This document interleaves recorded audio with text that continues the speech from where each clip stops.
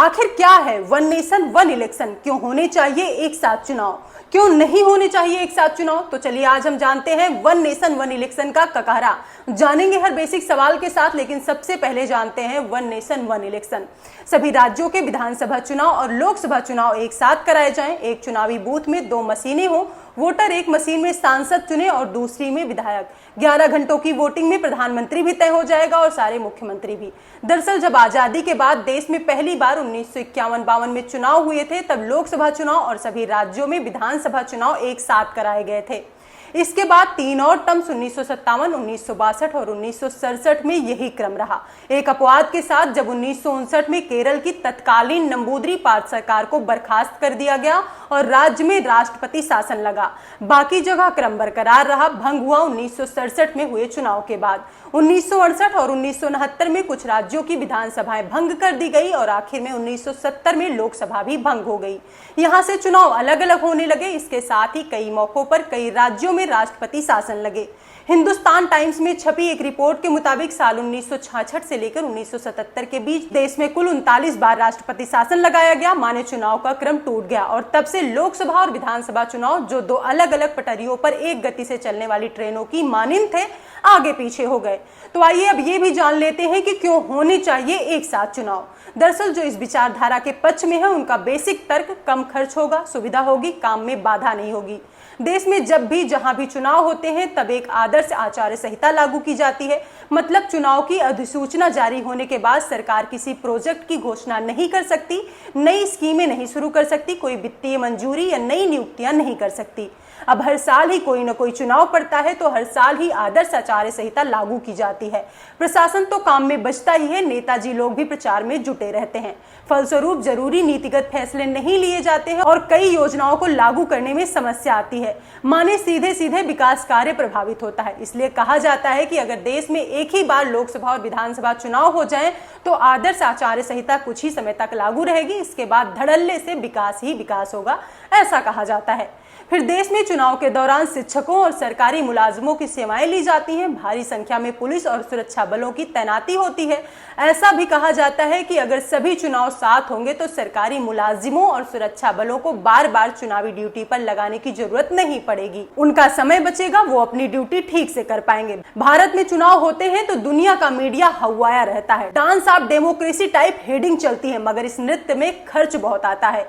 पिछले कुछ सालों में चुनाव कराना और महंगा हुआ है। सेंटर फॉर मीडिया स्टडीज की एक रिपोर्ट के मुताबिक 1951-52 में भारत में पहले चुनाव के दौरान कुल 68 चरण हुए थे और लागत आई थी 10.5 करोड़ रुपए। 2019 में यही लागत बढ़कर 50,000 करोड़ पहुंच गई और 2024 के लिए इस रिपोर्ट में 1.35 लाख करोड़ का अनुमान बताया गया है। इसके अलावा प्रति मतदाता खर्च भी बढ़ा है, जो 1951 में प्रति मतदाता 6 पैसे था, 2014 में 46 रुपए हो गया। एक देश एक चुनाव के पक्षकार कहते हैं कि जितनी बार चुनाव होता है, देशवासियों का उतना ही पैसा जाया होता है।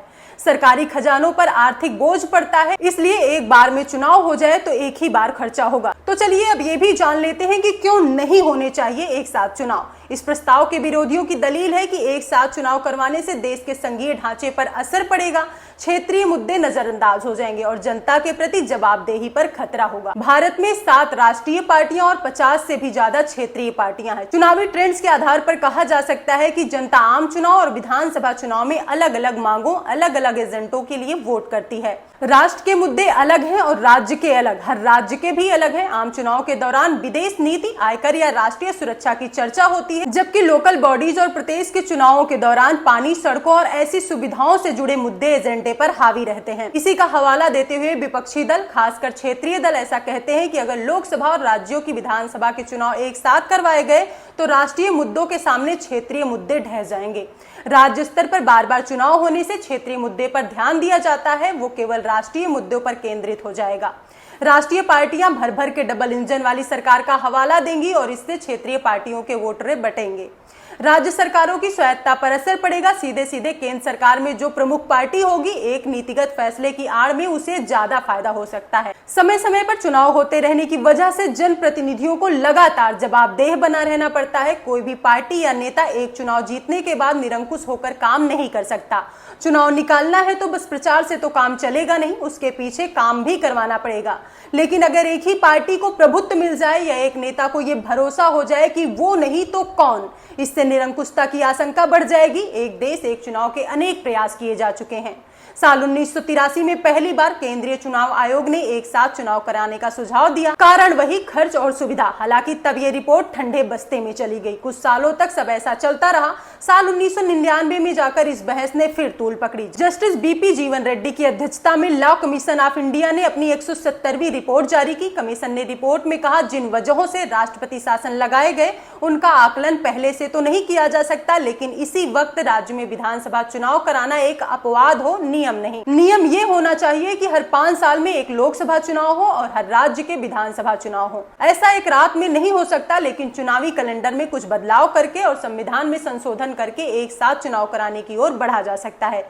कुछ विधानसभाओं का कार्यकाल बढ़ाने या घटाने पर भी विचार किया जा सकता है, बशर्ते राज्य की सरकारें और पार्टियां सहमत हों। लोकसभा और विधानसभा चुनाव साथ कराए जाएं, लेकिन जब तक विधानसभा का कार्यकाल खत्म ना हो तब तक उसके नतीजे को गुप्त रखा जाए। इसके बाद 2015 में संसदीय स्थायी समिति ने भी अपनी 19वीं रिपोर्ट में लिखा कि चुनाव साथ कराएं तो खर्च को बहुत कम किया जा सकेगा। फिर 2017 में नीति आयोग ने अपने पर्चे analysis of simultaneous election the what, why and how में भी बार बार हो रहे चुनाव के बारे में उन्हीं 2 सूचकांकों पर बात की, खर्चे और आदर्श आचार संहिता। फिर 2018 में लॉ कमीशन ने एक ड्राफ्ट रिपोर्ट छापी। सुप्रीम कोर्ट के पूर्व जस्टिस बीएस चौहान की अध्यक्षता वाले कमीशन ने भी माना कि 7 चुनाव कराने से पैसों की बचत होगी, सुरक्षा बलों और प्रशासनिक अमलों पर से बोझ कम होगा। उन्होंने कहा, मौजूदा संवैधानिक ढांचे के साथ एक साथ चुनाव नहीं कराए जा सकते हैं, उचित संशोधन करने होंगे। लेकिन 7 चुनाव कराने की अनुशंसा करने के पहले राजनीतिक पार्टियां और तमाम स्टॉक होल्डर से संवाद करना होगा। इस कमीशन के साथ चुनाव कराने के लिए 3 ऑप्शन दिए गए। पहला है कि कुछ राज्यों में विधानसभा चुनाव या तो कार्यकाल खत्म होने से पहले कराए जाएं या तो समाप्ति की सीमा के बाद। दूसरा ये कि 13 राज्यों के विधानसभा चुनाव लोकसभा चुनाव के साथ कराए जाएं और बचे हुए राज्यों और केंद्र शासित प्रदेशों के चुनाव 2.5 साल बाद, यानी जब लोकसभा चुनाव का कार्यकाल आधा बीता हो। तीसरा, 1 साल में पड़ने वाले सभी चुनावों को एक साथ कराया जाए, अलग अलग मौकों पर नहीं। साल 2022 में लॉ कमीशन ने भी 2018 की इस ड्राफ्ट रिपोर्ट का हवाला दिया और कहा कि एक साथ चुनाव कराना हर तरीके से आदर्श है। माने बात साफ है कि सभी कमीशन और कमेटियों ने कहा कि ऐसा किया जाना चाहिए। हालांकि कमेटी और कमीशन केवल सुझाव दे सकता है, लागू सरकार ही कराएगी। तो आपका वन नेशन वन इलेक्शन पर क्या राय है, हमें कमेंट बॉक्स में जरूर बताइएगा।